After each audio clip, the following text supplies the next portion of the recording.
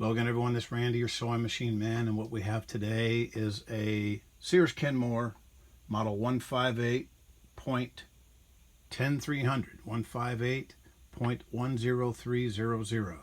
And this little guy is probably the most unique and awesome machine that you can have if you need one to take with you somewhere, and maybe you have a big fancy one you want to load it up. This one is just a reduced size, full size Sears Kenmore, which means it has the full size 15 class bobbin and hook assembly. It has the full size tension assembly that sticks out the front so you get full contact. It has the full lift take up lever. It has a patch and darner on top for doing your various layers and different kinds of fabrics. It doesn't have a lot of stitches, but it has the functional stitches. S means you're on straight stitch.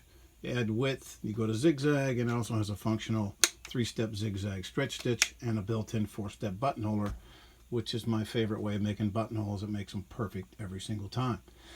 And it has the standard 15 class bobbin winder on top with a clutch release on the side.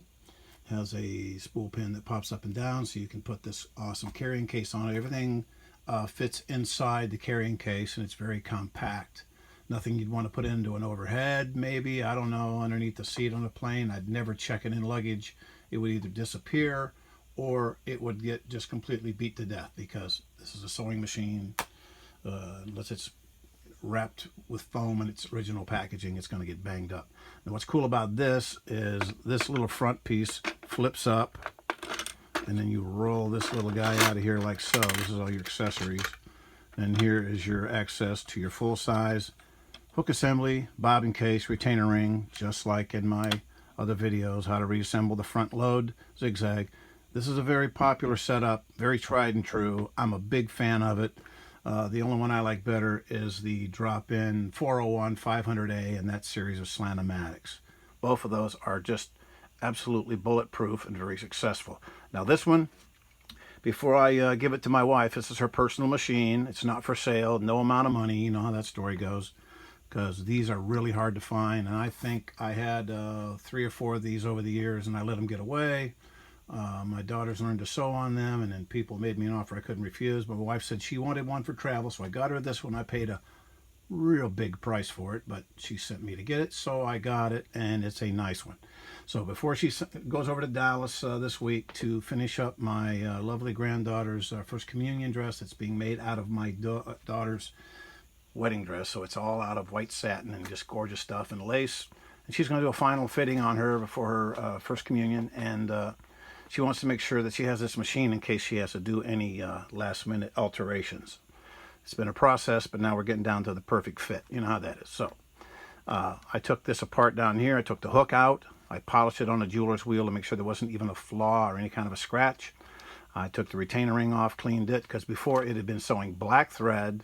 Now we're going to white thread, and you just don't do a cursory blowout. You have to get in there, oil it with your sewing machine oil, your highly refined mineral oil. You make sure that you bathe that in oil on the inside. You scrape it with the point of a small screwdriver, you know, something like that, or you get a little point turner or something with a point on it, and you scrape out all the little crevices and you get out all the little black stuff, because if it comes out on the white thread as a black glob, it'll look like grease, and that's not going to work on a white satin dress. And I learned this working with my bridal customers.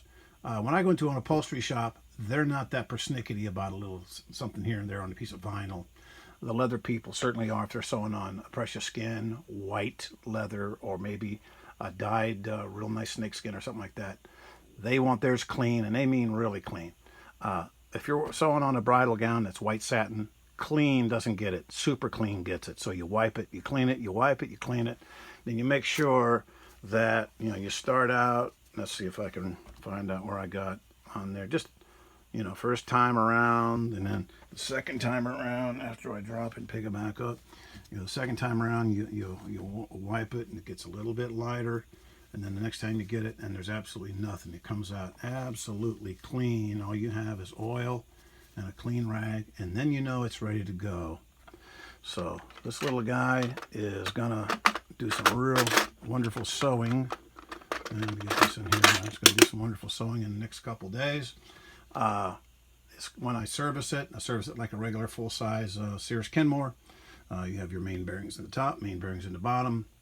You have 4 screws in the bottom that come out to take the bottom off. You have full access to all your oiling areas. Over here you have your double pulley on the side. You make sure that axle is oiled. All the take-up, excuse me, all those places in there are all done. So it's ready to go. And what's beautiful about this little guy, of course, it says in here, made in Japan. Always look for made in Japan. Doesn't matter who made the machine. If it says made in Japan, you're going to have real good luck with it. They make awesome, awesome stuff. So this little guy is ready to go, and it's going to be part of the history of our family. And it's going to go back into the closet and wait for the next big momentous occasion after we get it all ready to go. So this is the Kenmore 158 10300.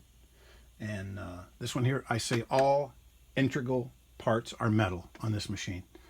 You may have a design or trim piece that's plastic, and of course the bob and winder wheel is rubber, but everything that drives it, everything is metal, and this little thing will sew up a storm. If you can find one, grab one, get ready to pay a big price unless you're clever and you get one at the Goodwill or someplace or estate sale, and you get there before I do.